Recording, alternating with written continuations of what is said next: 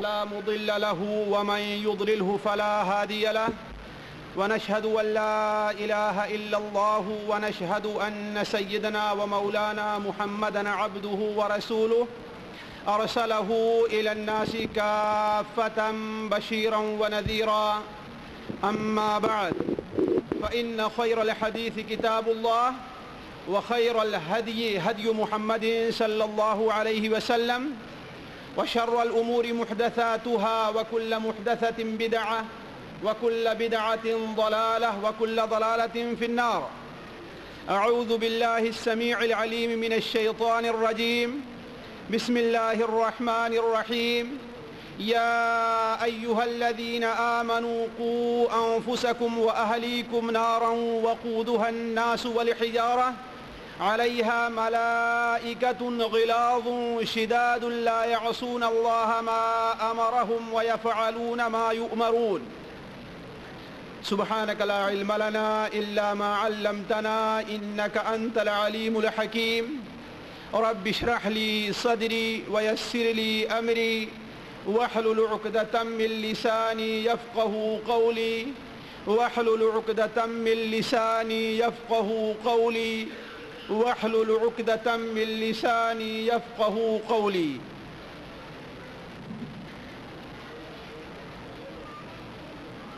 علماء کرام، حاضرین جلسہ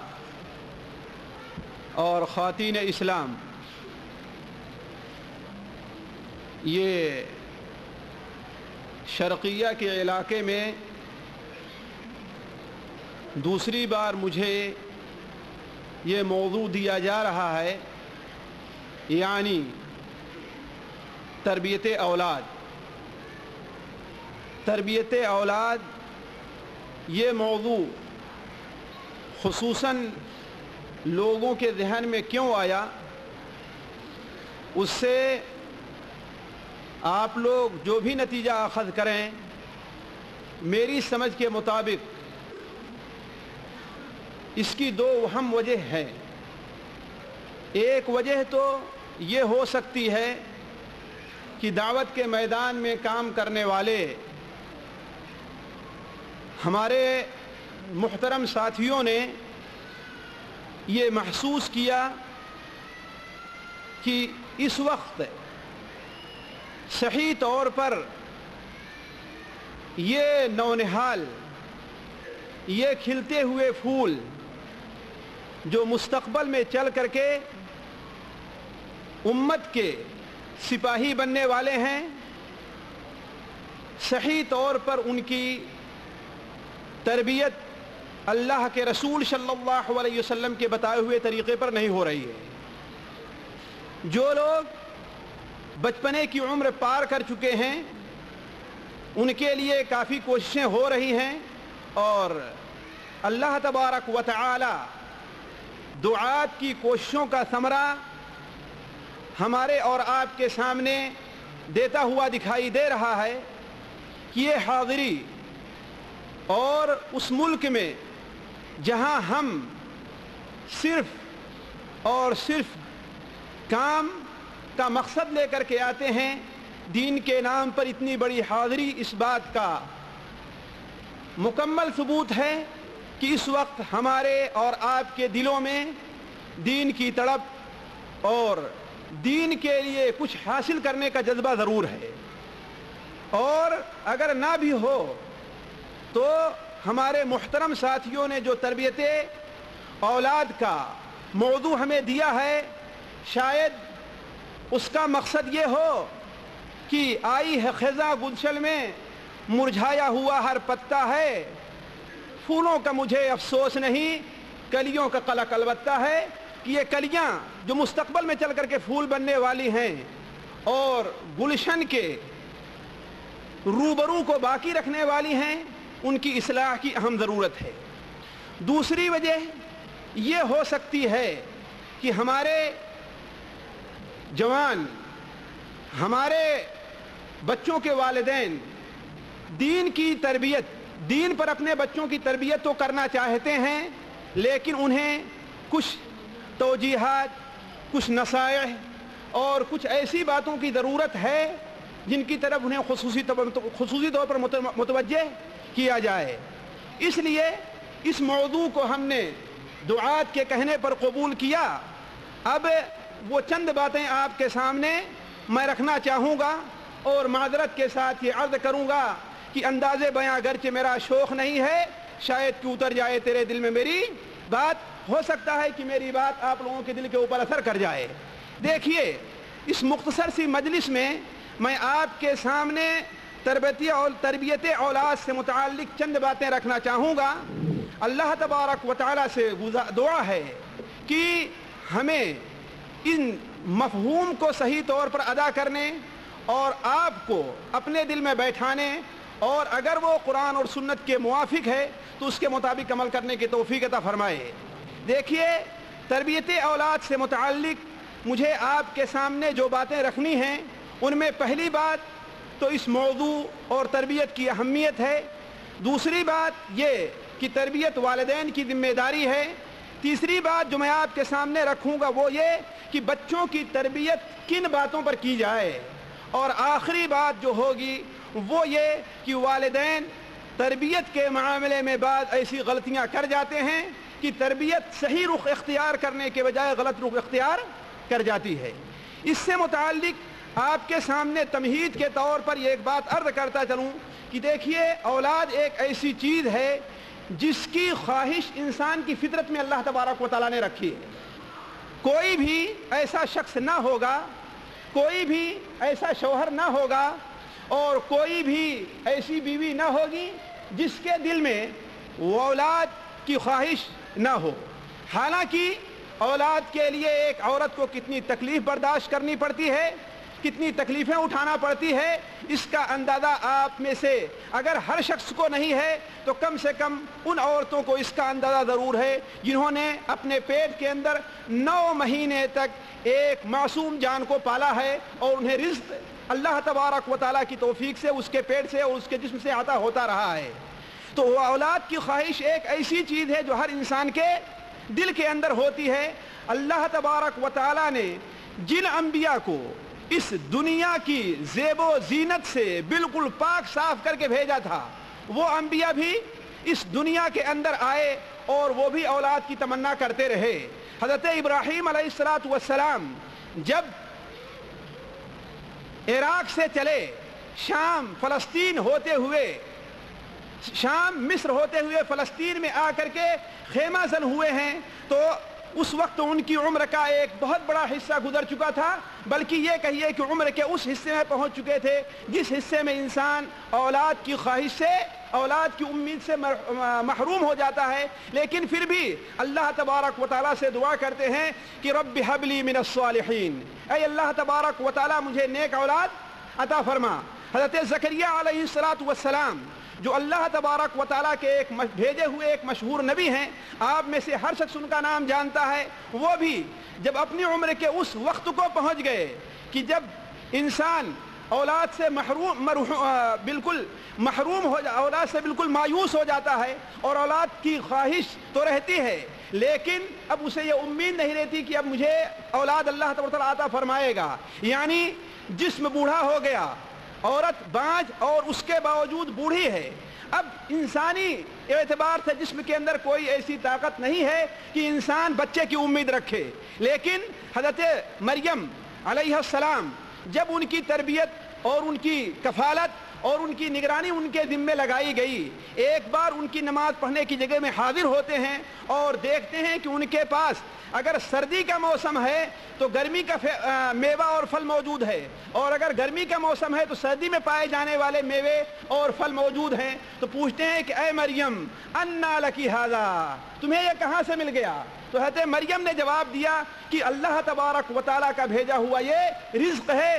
اس وقت ان کے دل کے اندر ایک کھٹک پیدا ہوئی، ایک امید پیدا ہوئی، ایک چھوٹی سی چنگاری ان دل کے اندر جاگتی ہے کہ جو اللہ گرمی کے موسم میں سردی کا پھل پیدا کر سکتا ہے اور سردی کے موسم میں گرمی کا پھل دے سکتا ہے، وہ اللہ ہماری بوڑھی ہڈیوں کے اندر اور ہماری بیوی کو اولاد بھی عطا کر سکتا ہے ہنالک دعا زکریا ربہ رب ھب لی ذریۃ طیبۃ انک سمیع الدعاء. وہیں پر حضرت زکریا علیہ السلام اللہ تبارک و تعالیٰ کے سامنے ہاتھ پھیلاتے ہیں کہ رب ھب لی ذریۃ طیبہ، اے اللہ تبارک و تعالیٰ ہمیں پاک ذریت عطا فرما، ہمیں پاک اولاد عطا فرما، تو دعاؤں کو سننے والا ہے. تو موضوع طویل نہ ہو جائے، میں عرض کر رہا تھا کہ اولاد ایک ایسی چیز ہے جس کی خواہش ہر بندے کے دل میں ہوا کرتی ہے، اور اولاد کو اللہ تبارک و تعالیٰ نے اس دنیا کی زینت قرار دیا ہے، اس دنیا کی رونق قرار دیا ہے. اللہ تبارک و تعالیٰ ارشاد فرماتا ہے المال والبنون زینت الحیات الدنیا، مال اور اولاد دنیا کی زندگی کے اندر کیا ہیں؟ ایک زینت ہیں. خود ہمارے نبی حضرت محمد مصطفیٰ صلی اللہ علیہ وسلم کے حدیث بخاری شریف میں حضرت عبداللہ ابن عمر رضی اللہ تعالیٰ عنہما کی روایت سے ہے کہ آپ صلی اللہ علیہ وسلم نے حضرت حسن اور حسین کو کیا فرمایا تھا؟ ہما ریحانتایا من الجنہ، یہ دنیا کے اندر یہ ہمارے دو پھول ہیں، یہ دو پھول ہیں. حافظ ابن حجر رحمہ اللہ فرماتے ہیں کہ پھول اس لیے قرار دیا ہے کہ انسان کو بچے سے محبت ہوتی ہے، اسے اٹھاتا ہے، اسے چومتا ہے، اسے پیار کرتا ہے، اسے سونگھتا ہے. چنانچہ اس کی سب سے واضح دلیل حضرت ابو ایوب انصاری رضی اللہ عنہ کی روایت جو طبرانی وغیرہ کے اندر موجود ہے، وہ بیان فرماتے ہیں کہ ایک بار میں اللہ کے رسول صلی اللہ علیہ وسلم کی خدمت میں حاضر ہوا تو آپ صلی اللہ علیہ وسلم کو دیکھا کہ آپ کے سامنے حسنین کھیل رہے ہیں، کلیل کر رہے ہیں، کود رہے ہیں. ہم نے آپ سے کہا اے اللہ کے رسول صلی اللہ علیہ وسلم کیا آپ ان سے محبت رکھتے ہیں؟ آپ نے فرمایا کیوں نہیں، اس لیے ان سے محبت مجھے ہے. کیوں؟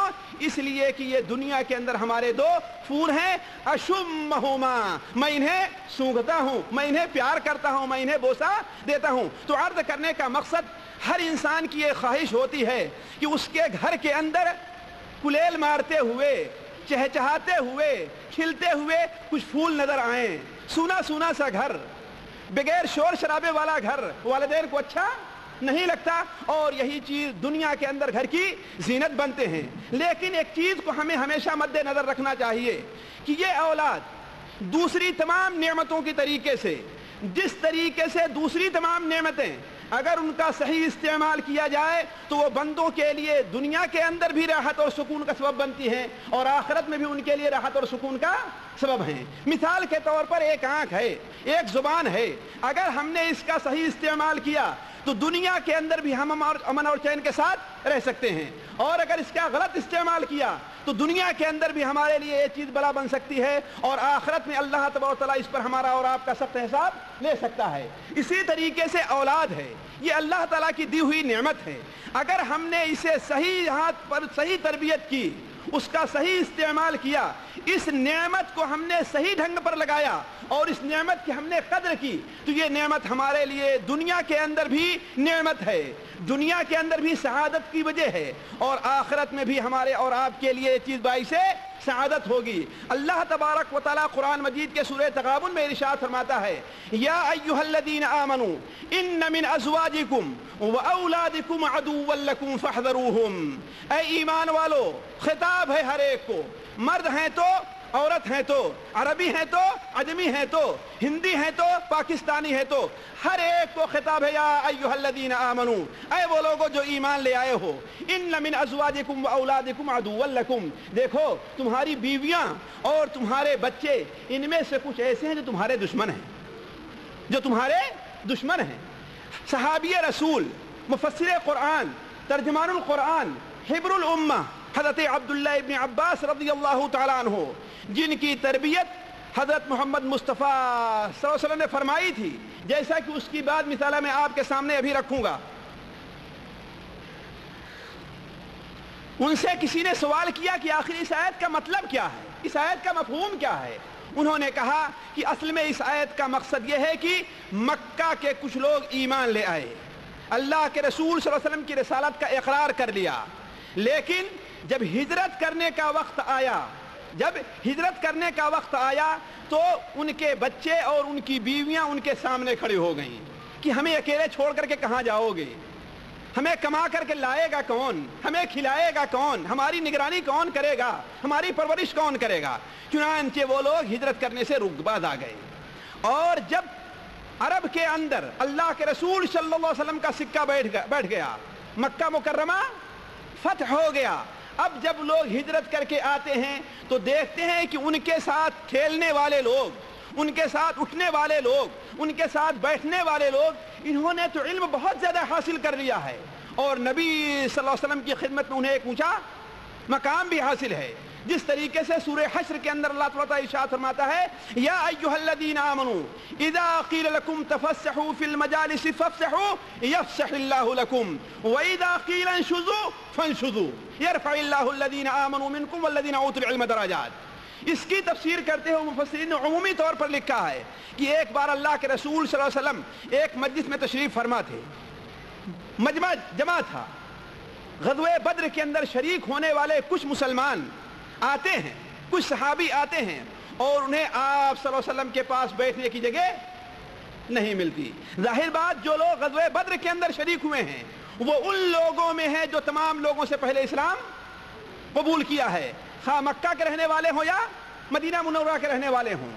تو آپ صلی اللہ علیہ وسلم کا ان کا کھڑے رہنا اور ان کا جگہ نہ پانا اچھا نہ محسوس ہوا. آپ صلی اللہ علیہ وسلم نے کچھ لوگوں کو اٹھنے کا حکم دے دیا.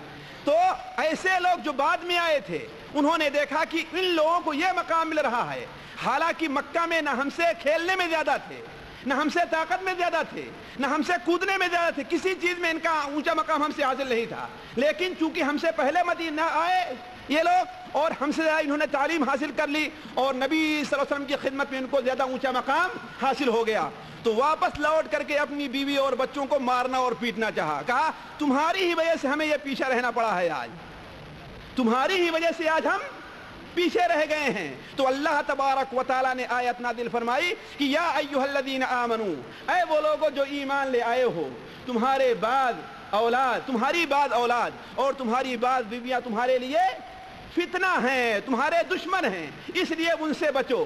وَإِن تَعْفُوا وَتَصْفَحُوا, اب مارنے سے کوئی کام نہیں ہوتا ہے, اب انہیں سزا دو گے تو کوئی چیز حاصل ہونے والی نہیں ہے. اب اگر تم انہیں معاف کر دو, ان کے اوپر رحم کرو, ان پر اپنی توجہ مبذول کرو, تو ایسا اللہ تبارک و تعالیٰ جو ہے معاف کرنے والا اور رحم کرنے والا ہے. تو عرض کر رہا تھا کہ مال اور اولاد اگر ان کا صحیح استعمال نہ ہوا تو یہ کیا ہیں, ہمارے اور آپ کے لیے وبال اس دنیا میں بھی ہیں, ہماری بدبختی کے سبب بن سکتے ہیں, اور آخرت میں تو بدبختی کا سبب بنے گے ہی. بخاری اور مسلم میں حضرت معقل بن یسار رضی اللہ عنہ کی روایت ہے کہ اللہ کے رسول صلی اللہ علیہ وسلم ارشاد فرمایا, ما من وال, کوئی بھی والی ہے, کوئی بھی ذمہ دار ہے جس کی ذمہ داری میں اللہ تعالیٰ نے کچھ لوگوں کو دے دیا ہے, اس حال میں اگر وہ مرتا ہے کہ اپنی ذمہ داری میں دی جانے والی چیزوں اور دیے گئے لوگوں کی ساتھ خیانت کر رہا ہے, ان کی ذمہ داری ادا نہیں کرتا, تو جنت ایسے شخص کے اوپر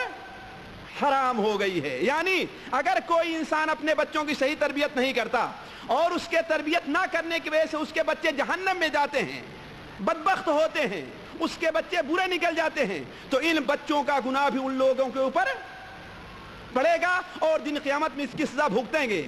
اور اس کے برخلاف اگر یہی بچے نیک اور صالح رہے تو اس دنیا کے اندر بھی بچوں کا منہ, باپ کا منہ روشن کرتے ہیں, باپ کا نام اجاگر کرتے ہیں, اور آخرت میں بھی اللہ تبارک و تعالیٰ ان بچوں کی وجہ سے اللہ تبارک و تعالیٰ بندے کو اونچا مقام دے گا. ذرا اس حدیث کے اوپر غور کریں.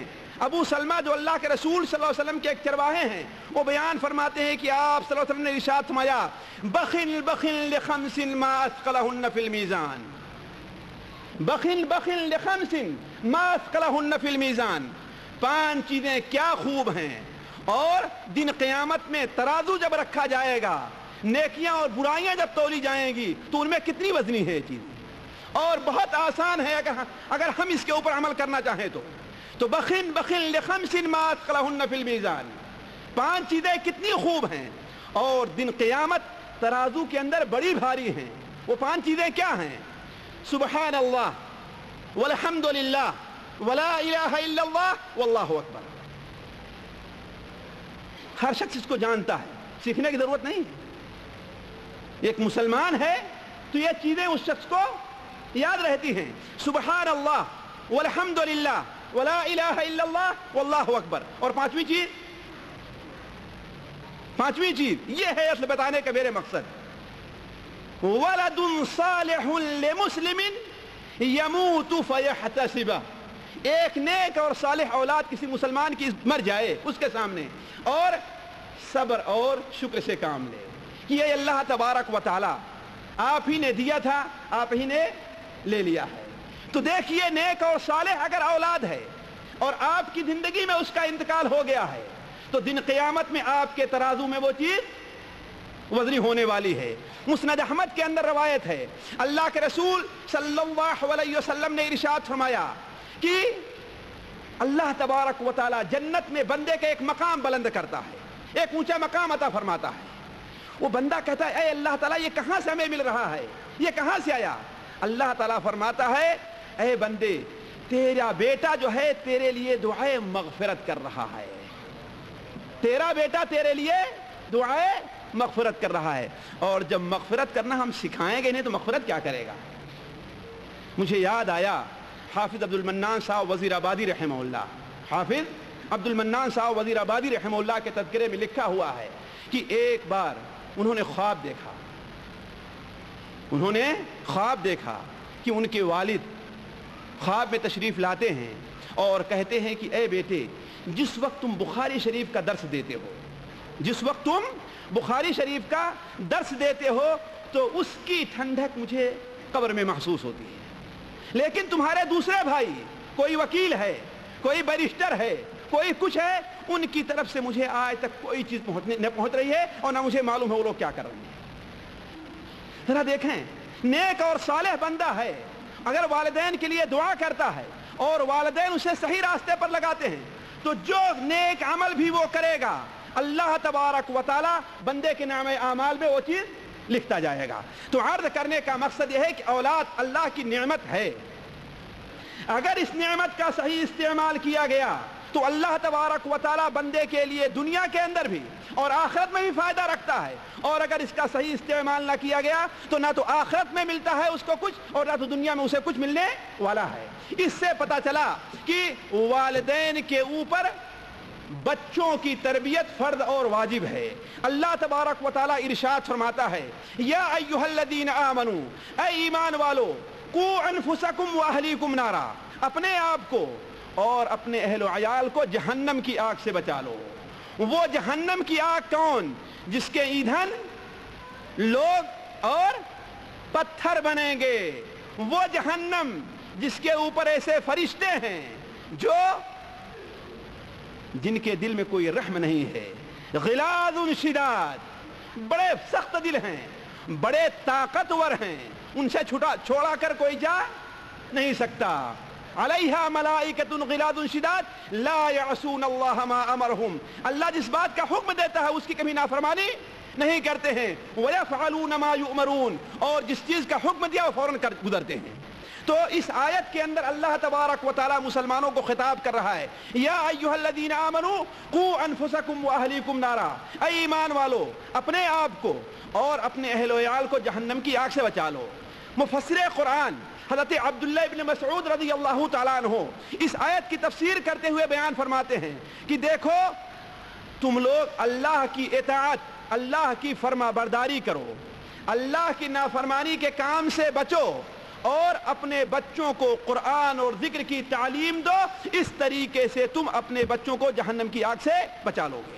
हज़रत अली रज़ियल्लाहु तआला अन्हु का फरमान है, वो बयान इस आयत की तफसीर बयान फरमाते हैं, अल्लिमू अनफुसकुम व अहलीकुमुल खैर, अपने आप को और अपने बच्चों को खैर और भलाई का हुक्म दो, व अद्दिबूहुम, और इस पर उन्हें अदब सिखाओ और उन्हें इसके ऊपर सजा भी तुम लोग दे सकते हो। दूसरी आयत के अंदर अल्लाह तबारक व तआला इरशाद फरमाता है, वअमुर अहलका बिस्सलाति वस्तबिर अलैहा, ऐ लोगो, ऐ मोहम्मद सल्लल्लाहु अलैहि वसल्लम, खिताब अल्लाह के रसूल सल्लल्लाहु अलैहि वसल्लम को है, लेकिन मुखातब उमूमी तौर पर हम में से हर शख्स है, इसलिए कि जो खिताब कुरान मजीद में अल्लाह के रसूल सल्लल्लाहु अलैहि वसल्लम को है, अगर वो अमल आपके साथ खास नहीं तो उससे मुराद किसकी तरफ इशारा है?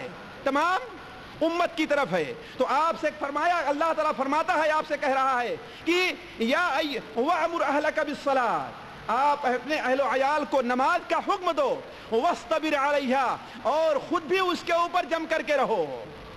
اور اس کے آگے اللہ تعالیٰ کیا فرماتا ہے؟ وَاسْتَبِرْ عَلَيْهَا لَا نَسْأَلُكَ رِزْقًا نحن نرزقك والعاقبۃ للتقوى, ہم تم سے روزی کا سوال نہیں کرتے, ہم تمہیں بھی روزی دے رہے ہیں, تمہاری اولاد کو بھی روزی دے رہے ہیں. معلوم یہ ہوا, ذرا غور کریں اس آیت کے اوپر, اللہ تبارک و تعالیٰ یہ تو حکم دے رہا ہے کہ اپنے بچوں کے نماز پڑھانے یعنی انہیں نیک اور صالح بنانے کا اہتمام کرو, ان کی رزق کی فکر میں نہ پڑو. معلوم یہ ہوا کہ ان کی تعلیم و تربیت, انہیں صحیح طریقے پر لگانا یہ زیادہ اہم ہے اس بات سے کہ ان کے روزی کی فکر کی جائے, جبکہ یہاں معاملہ بالکل برعکس ہے. جتنا ان کا مستقبل بنانے کے لیے, ان کے لیے دنیا کے اندر آرام ہونے کے لیے جتنی ہم کوشش کرتے ہیں, ہم انہیں نیک اور صالح بنانے کے لیے اتنی کوشش نہیں کرتے. دیکھیں بچہ 4 سال کا ہو جائے گا, فوراً ہی نرسری کے اندر داخل کر دیں گے, اور اس نرسری میں جو انگلش میڈیم سے ہو, ہے کہ نہیں ہے؟ ابھی کل پرسوں میرے پاس ایک صاحب آئے اور کہے حج, مسلمان ہیں, حج سے متعلق کوئی کتاب انگلش میں ہو تو دے دیجیے, حج سے متعلق کوئی کتاب انگلش میں ہے تو دے دیجیے. کیوں؟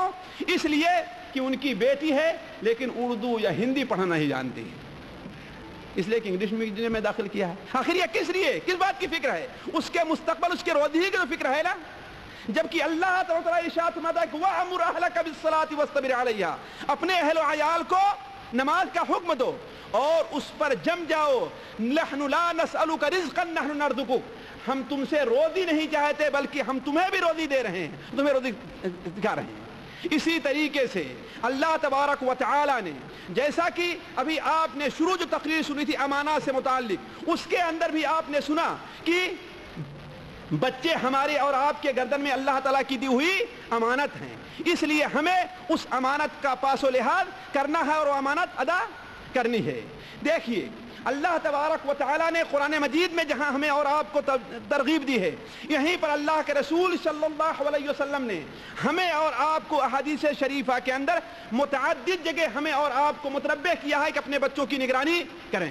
چنانچہ ایک عام حدیث میں آپ کے سامنے رکھتا ہوں, متعدد حدیثیں ہیں لیکن وقت کی تنگی کا لحاظ کرتے ہوئے میں ایک عام حدیث آپ کے سامنے رکھتا ہوں.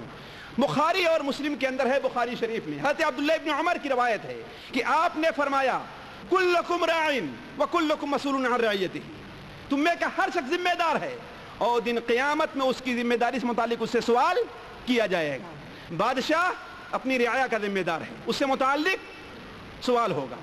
باپ اپنے گھر والوں کا ذمہ دار ہے, اس سے متعلق سوال ہوگا. اور ماں اپنے شوہر کے گھر کی ذمہ دار ہے, بیٹی کی ذمہ داری ماں کے اوپر, بیٹے کی ذمہ داری ماں کے اوپر. اگر بیٹا نماز نہیں پڑھتا تو ماں ذمہ دار ہے, بیٹا نماز نہیں پڑھتا باپ ذمہ دار ہے, بیٹا روزہ نہیں رکھتا ماں ذمہ دار ہے, بیٹا روزہ نہیں رکھتا اس کا باپ ذمہ دار ہے, اور اس سے متعلق دن قیامت میں اس سے سوال کیا جائے گا. متعدد چیزیں گنانے کے بعد آپ نے کیا بیان فرمایا؟ الا کلکم راعٍ وکلکم مسئول عن رعیتہ, تم میں کا ہر شخص ذمہ دار ہے اور ہر شخص اس کی ذمہ داری کے متعلق سوال کیا جائے گا. طبرانی میں یہی روایت حضرت انس بن مالک سے مروی ہے, اس کے اندر ہے کہ اللہ کے رسول صلی اللہ علیہ وسلم نے ارشاد فرمایا کہ ان سوالوں کا جواب تم لوگ تیار رکھو, ان سوالوں کا جواب. اور یہی پیغام مجھے آج آپ کو دینا ہے کہ آپ سے جب آپ کے بیٹے سے متعلق سوال ہوا کہ بیٹے کو قرآن کیوں نہیں سکھایا, نماز کے احکام کیوں نہیں سکھائے, بیٹا بالغ ہو جاتا ہے اسے یہ بھی پتہ نہیں کہ دائیں ہاتھ سے کھانا کھایا جاتا ہے کہ بائیں ہاتھ سے کھایا جاتا ہے.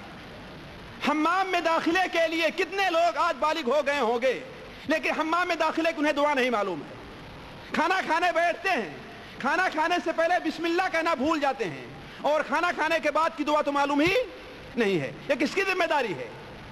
بچہ سونے گیا, والدہ لے کر کے بیٹھتی ہیں, بستر کے اوپر جاتی ہیں تو نہ تو خود سونے کی دعا آتی ہے, نہ کوشش کرتی ہیں, نہ اپنے بیٹے کو, اور بعد میں شکایت ہوتی ہے کہ بیٹا خواب میں ڈر جایا کرتا ہے. بیٹا خواب میں ڈر جایا کرتا ہے, دوڑے دوڑے جائیں گے 100-200 کی کوئی تعویذ خرید کر کے لے آئے اور بچے کے گلے میں ڈال دیا, ڈرنا بند ہو گیا. اور ظاہر بات ہے شیطان ڈراتا تھا, شیطانی کام تم نے تعویذ لٹکانے کا کیا, شیطان بھاگ گیا, نہیں ڈرے گا.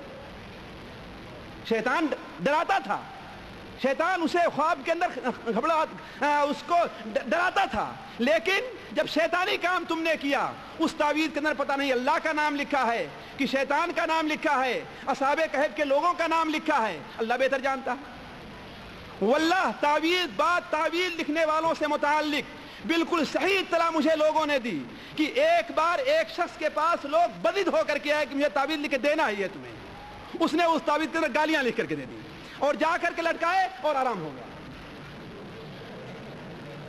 واللہ مجھ سے بتایا ہے, گالیاں لکھ کر کے دی اور بتایا اور آرام ہو گیا. کیوں؟ اس لیے کہ شیطان پریشان کرتا تھا اور شیطان گالیوں سے خوش ہوتا ہے, گالیاں دے کر کے شیطان راضی ہو گیا اور اس کو پریشان کرنا چھوڑ دیا. تو عرض کرنے کا مقصد تو نہ تو ماں کو اتنی فکر ہے کہ بیٹے کو خوان صاحب آیت الکرسی, قل هو اللہ احد, قل اعوذ برب الفلق, قل اعوذ برب الناس, یا سورہ بقرہ کے آخر کی آیتیں یہ پڑھ کر کے ان کے اوپر دم کر دیا کریں, یا ان کو سونے سے پہلے جب بیٹے کو لوریاں دینے لگے تو یہ آیتیں اسے پڑھ کر کے سنائیں تاکہ اسے خواب کے اندر وہ نہ ڈرا کریں. تو عرض کرنے کا مقصد کہ اللہ کے رسول صلی اللہ علیہ وسلم نے ارشاد فرمایا ان سوالوں کا جواب تیار کر لو. صحابہ کرام نے کہا اے اللہ کے رسول صلی اللہ علیہ وسلم ان سوالوں کا جواب ہے کیا, ان سوالوں کا جواب ہے کیا؟ آپ نے فرمایا نیک عمل کرو, ان سوالوں کا جواب ہے. نیک عمل کرو, ان سوالوں کا جواب تیار ہے. اسی طریقے سے ترمذی شریف کے اندر اللہ کے رسول صلی اللہ علیہ وسلم نے فرمایا کہ اللہ تبارک و تعالیٰ دن قیامت میں ہر شخص کی ذمہ داری میں جو چیز دی گئی اس سے متعلق پوچھے گا, یہاں تک کہ اپنے اس کے اہل بیت اور گھر والوں سے متعلق بھی پوچھے گا. ان آیات اور احادیث سے پتہ چلا کہ والدین کے اوپر بچوں کی تربیت کی ذمہ داری ہے, لیکن دیکھیے یہ ذمہ داری ایک دن سے نہیں شروع ہوتی ہے, یہ ذمہ داری بہت پہلے سے شروع ہوتی ہے. حضرت عمر فاروق رضی اللہ عنہ بیان فرمایا کہ بیٹے کا حق یا بچے کا حق والد کے اوپر سب سے پہلا یہ ہے کہ جب اگر وہ شادی کرنا چاہتا ہے تو شادی کرنے سے پہلے دیکھ لے کس خاندان میں شادی کر رہا ہے.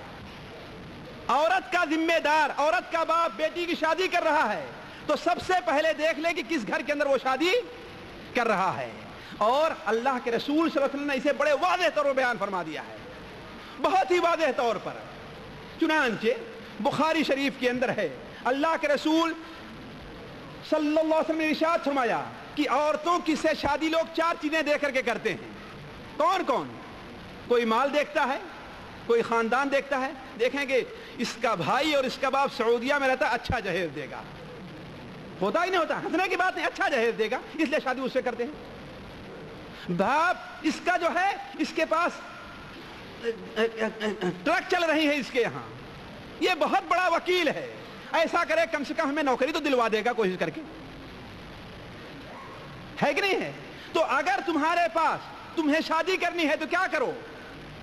لوگ شادی کرتے ہیں مال دے کر کے شادی کرتے ہیں, لوگ شادی کرتے ہیں خاندان دے کر کے شادی کرتے ہیں. آپ مانیں گے ایک عورت کبھی موقع ملا نیک بختی اور بدبختی سے متعلق تو میں آپ کو یہ دوں گا, ایک شخص نے امریکہ کے صدر جان کینیڈی کی بیوی سے شادی کیا تھا, صرف کس لیے کہ یہ معلوم ہو کہ امریکہ کا جو صدر تھا اس کی بیوی سے شادی کیا ہے, اور نکاح کے شرائط میں ایک شرط یہ تھی کہ دونوں ایک بستر پر لیٹیں گے نہیں کبھی. یہ کوئی افسانہ نہیں کہہ رہا ہوں میں, نکاح کے شرائط میں سے ایک شرط تھی کہ دونوں ایک بستر پر نہیں سوئیں گے. لیکن شادی کیوں ہوئی تھی؟ اس لیے نام ہو جائے کہ امریکہ کے صدر کی بیوی سے اس نے شادی کیا. تو لوگ شادی کرتے ہیں مال دے کر کے شادی کرتے ہیں, اور حسب دیکھ کر کے شادی, خاندان دیکھ کر کے شادی کرتے ہیں, اور خوبصورتی دیکھ کر کے شادی کرتے ہیں, اور دین دیکھ کر کے شادی کرتے ہیں. تمہیں کیسی شادی کرنی ہے؟ فاظفر بذات الدین, تم دین کو دیکھ کر کے شادی کرنا. اسی لیے مسلم شریف کے اندر ہے اللہ کے رسول صلی اللہ علیہ وسلم نے دنیا کی سب سے بہتر نعمت کس کو قرار دیا ہے؟ نیک اور صالح عورت کو قرار دیا ہے. الدنیا کلھا متاع, دنیا ساری کی ساری پونجی ہے. وَخَيْرُ مَتَاعِهَا الْمَرْأَةُ الصَّالِحَةُ، اور اس کی سب سے بہتر پونجی کون ہے؟ نیک اور صالح اولاد ہے. اور عورتوں کے ولی کو خطاب کرتے ہوئے اللہ کے رسول صلی اللہ علیہ وسلم نے ارشاد فرمایا اِذَا أَتَاكُم مَّن تَرْضَوْنَ خُلُقَهُ وَدِينَهُ، ترمذی شریف کے اندر یہ روایت ہے، اگر تمہارے پاس ایسا شخص آتا ہے، کوئی شادی کا پیغام دیتا ہے جس کے اخلاق سے، اس کے دین سے تم راضی ہو، تو اپنی بیٹی کی شادی کر دو. غریب ہے تو، مالدار ہے تو، خوبصورت ہے تو، بدصورت ہے تو، اس کی پرواہ نہیں کرنا ہے. یہ میں نہیں کہتا کہ یہ چیزیں نہ دیکھی جائیں، لیکن دین کو سب سے اوپر رکھا جائے. تو اذا آتاکم من ترضون خلقه ودینه فزوجوه، تو اپنی بیٹی کی شادی کر دو. اگر تم لوگوں نے ایسا نہیں کیا، مال کے پیچھے پڑے رہے، خوبصورتی کے پیچھے پڑے رہے، خاندان کے پیچھے پڑے رہے، تو بہت بڑا فساد پیدا ہو جائے گا. کیسے؟ اس لیے کہ تمہاری بیٹیاں بغیر شادی شدہ رہ جائیں گی، اور اس کے نتائج آپ لوگ دنیا کے اندر دیکھ رہے ہیں. اس کے نتائج دنیا کے اندر دیکھ رہے ہیں. تو اس طریقے سے سب سے پہلا بچوں کا پہلا حق یا بچوں کی تربیت کی سب سے پہلی کڑی یہ ہے کہ ہم اور آپ یا جو لوگ ابھی تک شادی نہیں کیے ہیں وہ انتخاب کریں. تو کس کا انتخاب کریں؟ نیک اور صالح بیوی کے انتخاب کریں. اس کے بعد اللہ تعالیٰ سے دعا مانگیں کہ اللہ نیک اور صالح اولاد عطا فرمائے. جیسا کہ ابھی دو نبیوں کی طرف ہم نے اشارہ کیا کہ ان دونوں نے کیا دعا مانگی تھی کہ اللہ تعالیٰ ہمیں نیک اور صالح اولاد عطا فرما. یہ ایسی چیز ہے جو عام طور پر لوگ حتیٰ کہ نیک اور برے، اور ہم جیسے مولوی صاحب لوگ بھی اس سے غافل ہیں، ہم جیسے مولوی صاحب لوگ بھی اس سے غافل ہیں. اسی طریقے سے دیکھیے، اور جو جمع کے آداب ہوں، ملاپ کے آداب ہیں، پیدائش کے بعد بچے کے کان کے اندر آذان دینی ہے، ان کا عقیقہ کرنا ہے، یہ تمام ان کا اچھا نام رکھنا ہے، یہ ان کے حقوق میں سے ہیں، اور تربیت میں یہ بہت بڑا حق ادا، بہت بڑا دور ادا کرتے ہیں. میں اس طرف نہیں جانا چاہتا، لیکن ایک اہم نقطہ ہے جس طرف میں آپ لوگوں کو لے جانا چاہتا ہوں، وہ یہ ہے بچوں کی تربیت میں دعا کا خصوصی دخل دینا چاہیے. بچوں کی اصلاح کے لیے، نیک اور صالح ہونے کے لیے خصوصی طور پر ہم میں سے ہر شخص دعا کرے. اور یہ ایسا نقطہ ہے جو عام طور پر لوگ بھولے ہوئے ہیں، جبکہ قرآن مجید میں حضرت ابراہیم علیہ السلام کے بارے میں آتا ہے کہ انہوں نے کیا دعا کی تھی؟ وَجُنُبْنِي وَبَنِيَّ أَن نَعْبُدَ الْأَصْنَامَ، اے اللہ تعالیٰ اور ہماری اہل و عیال کو بت کی پوجا سے محفوظ رکھنا. یعنی شرک سب سے بڑی گندگی ہے، اس سے بچنے کے لیے حضرت ابراہیم علیہ السلام نے اپنے بچوں کے لیے دعا کی. دوستو، دعا ایک ایسا ہتھیار مسلمان کے ہاتھ میں ہے جو ہتھیار کبھی بھی دھوکہ نہیں کھاتا. خصوصاً وہ ہتھیار اگر استعمال کیا جائے کب؟ رات کے آخری حصے میں بندہ اٹھ کر کے اللہ تعالیٰ سے دعا کرے اور اپنے بچے کے نیک اور صالح ہونے کے لیے دعا کرے، تو ناممکن ہے کہ اللہ تبارک و تعالیٰ اس کی دعا کو رد کر دے. مجھے یاد آیا، ریاض کے ایک بہت بڑے داعی ہیں سعود العید، عمر بن سعود یا سعود بن عمر العید. وہ بیان کرتے ہیں کہ ایک شخص، عجیب زندگی اس کی تھی، البتہ اس کا ایک بیٹا جو تھا وہ نہایت ہی نیک اور صالح ہو گیا. باپ تنگ کیا کرتا تھا اپنے بیٹے کو. میں دعا کا اثر اور اپنے والد اور اپنے بچوں کے اوپر دعا کے اثر سے متعلق کی مثال آپ کے سامنے دے رہا ہوں کہ باپ بڑا تنگ کیا کرتا تھا، حتیٰ کہ اگر اس کے نیک اور صالح ساتھی آیا کرتے تھے تو انہیں بھگا دیا کرتا تھا کہ بھاگ جاؤ گھر سے.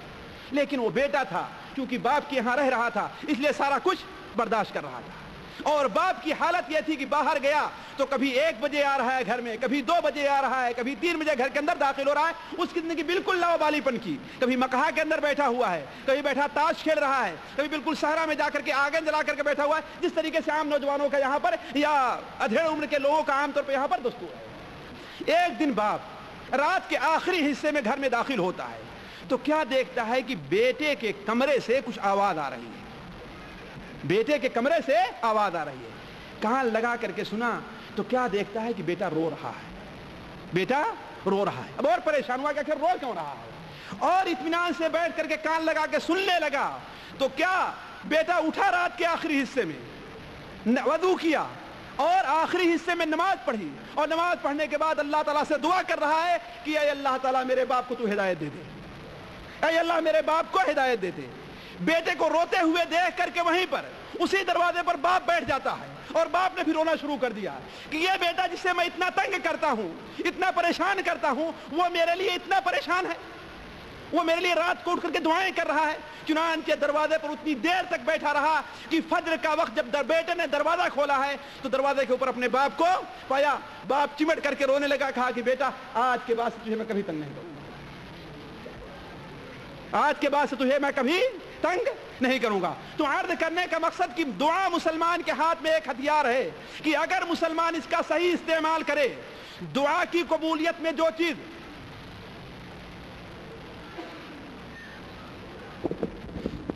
دعا کی قبولیت کے اندر جو چیز رکاوٹیں بنتی ہیں, دعا کی قبولیت کے لیے جو شرائط اللہ کے رسول صلی اللہ علیہ وسلم نے رکھے ہیں, اگر ان کا استعمال کر لے بندہ تو ناممکن سی بات ہے کہ اللہ تبارک تعالیٰ جو وعدہ کرتا ہے کہ اے بندے تو مجھ سے مانگ میں تیری دعا کو قبول کروں گا, اس کی دعا کو رد کر دی. تو یہ بڑا ہتھیار ہے ایک مسلمان کے ہاتھ میں جو اپنے بچوں کے لیے استعمال کر سکتا ہے. اسی طریقے سے ایک اور بڑی اہم چیز ہے, تربیت میں بڑا اچھا کردار ادا کرتی ہے, وہ یہ کیا ہے؟ حلال روزی ہے. حلال روزی ہے. اور جدید تحقیق کے مطابق جو لوگ طب وغیرہ سے منسلک ہیں وہ یہ جانتے ہیں کہ انسان جو چیز جس قسم کی چیزیں کھاتا ہے اس کا اثر اس کے جسم کے اوپر پڑتا ہے. اچھی چیزیں کھاتا ہے اس کا جسم اچھی چیزیں قبول کرتا ہے. تو اگر کوئی انسان پاک روزی کھاتا ہے تو بہت امکان ہے کہ اس کی اولاد کبھی بھی رائے گا نہیں جائے گی. اپنے اولاد کے لیے پاک روزی کا وہ انتظام کرتا ہے. اور اس کی سب سے واضح دلیل قرآن مجید کے اندر ہے. اللہ تعالیٰ ارشاد فرماتا ہے یا ایھا الرسل کلوا من الطیبات واعملوا صالحا, اے رسولو پاک روزی کھاؤ اور نیک عمل کرو. اس کا مطلب پاک روزی اور نیک عمل میں بہت بڑا گہرا تعلق ہے. نیک عمل کہاں سے پیدا ہوگا؟ پاک روزی کے بعد پیدا ہوگا. تو اس بات کا خصوصی اہتمام کرنا چاہیے کہ اپنے بچوں کے پیٹ کے اندر حرام روزی ہم داخل نہ ہونے دیں. چوری کا مال ہو, سود کا مال ہو, لاٹری کا مال ہو. ایک صاحب نے پیچھے سوال کیا لاٹری کا کیا حکم ہے؟ آخر ایک مسلمان لاٹری سے متعلق سوال کرے, ایک مسلمان یہ سوال کرے کہ ہاں جوا کھیلنے کا کیا حکم ہے؟ یہ بڑی میں تو کہتا ہوں کہ ایسے لوگوں کے لیے نہیں بلکہ ایسے معاشرے کی بہت بڑی بدبختی کا وقت ہے کہ اس معاشرے کے اندر جوا اور شراب کے اندر فرق نہ کیا جاتا ہو, اس معاشرے کے اندر جوا کو جوا نہ سمجھا جاتا ہو, اس معاشرے کے اندر جوا کی برائی کو برائی نہ سمجھا جاتا ہو. تو عرض کرنے کا مقصد ہے کہ اپنے بیٹوں کے بارے میں سب سے یہ اہتمام کرنا چاہیے کہ پاک روزی کھائے. اس کے بعد ہم آتے ہیں اس بات کی طرف مختصر طور پر کہ یہ بتائیں کہ اپنے اولاد کی تربیت کن باتوں پر کی جائے. یہ اصل مسئلہ ہے جس کی طرف میں آپ کو لانا چاہتا ہوں. وہ کیا امور ہیں جن پر اپنے اولاد کی تربیت کی جائے؟ دیکھیے, اولاد کی تربیت 3 چیزوں پر کرنی ضروری اور بڑی اہم ہے. 3 چیزوں پر کرنی, عقائد اور ایمانیات پر, عبادات پر اور اخلاق پر. عقائد پر, عبادات پر اور اخلاق پر. ان تینوں چیزوں پر بچے کی تربیت کرنا آپ کا فرض ہے. اے میری بہنوں آپ کا فرض ہے, اے میرے بھائیوں آپ کا فرض ہے, اے میرے دوستوں آپ کا فرض ہے, اے مسلمان مردوں اور عورتوں آپ کا فرض ہے کہ بیٹے کی تربیت عقیدے کے اوپر بھی کریں, بیٹے کی تربیت عبادات پر بھی کریں, اور بیٹے کی تربیت عقائد پر بھی کریں. اور اللہ کے رسول صلی اللہ علیہ وسلم نے لوگوں کی تربیت ان باتوں پر کی ہے, اور آپ سے پہلے جتنے نبی گزرے ہیں ان لوگوں نے اسی پر اپنے بچوں کی تربیت کی ہے. تفصیل میں نہ جا کر کے حضرت نوح علیہ السلام کا ذکر آپ لوگوں نے بار بار سنا ہوگا. امام بخاری رحمہ اللہ اپنی کتاب الادب المفرد کے اندر حضرت عبداللہ ابن عمر رضی اللہ عنہ سے ایک روایت نقل کرتے ہیں کہ جب نوح علیہ السلام کی وفات کا وقت ہوا تو اپنے بچوں کو بلایا اور کہا اے بچے میں تمہیں 2 چیزوں کا حکم دے رہا ہوں اور 2 چیزوں سے منع کر رہا ہوں. 2 چیزوں کا حکم دے رہا ہوں, یہ وصیت ہے میری, اور 2 چیزوں سے روک رہا ہوں. پہلی چیز کیا ہے کہ لا الہ الا اللہ کا اہتمام کرنا, اور عقیدے کی یہ بنیاد ہے. لا الہ الا اللہ کا اقرار یہ عقیدے کی بنیاد ہے کہ انسان اللہ تعالیٰ کی ربوبیت پر بھی ایمان لے آئے, اللہ تعالیٰ کی الوہیت پر بھی ایمان لے آئے, اللہ تعالیٰ کے اسماء و صفات پر بھی ایمان لے آئے. اور فرمایا حضرت نوح علیہ السلام نے اس لیے کہ اگر ساتوں آسمان اور اس میں رہنے والے، ساتوں زمین اور اس میں رہنے والے ان لوگوں کو ترازو کے ایک پلے میں رکھا جائے اور لا الہ الا اللہ کو ایک پلے میں رکھا جائے تو لا الہ الا اللہ کا پلہ بھاری ہو جائے گا۔ اور دوسری بات جس کا حکم دیا کیا کہ سبحان اللہ و بحمدہ کا کثرت سے تم لوگ ورد کیا کرو۔ کیوں؟ اس لیے کہ اسی کے ذریعے اللہ تعالیٰ مخلوق کو روزی دیتا ہے۔ مخلوق کو روزی کس سے ملتی ہے؟ سبحان اللہ و بحمدہ کے اگر یہ کلمہ اس دنیا سے ختم ہو جائے تو قیامت آ جائے گی۔ اس لیے مسلم شریف کے حضرت عبداللہ ابن عمر کی روایت ہے کہ جب تک روئے زمین پر اللہ کا نام لینے والا ایک آدمی بھی موجود ہوگا قیامت قائم نہیں ہوگی، اور جب سارے کے سارے لوگ ختم ہو جائیں گے قیامت قائم ہو جائے گی۔ اور دو باتیں جس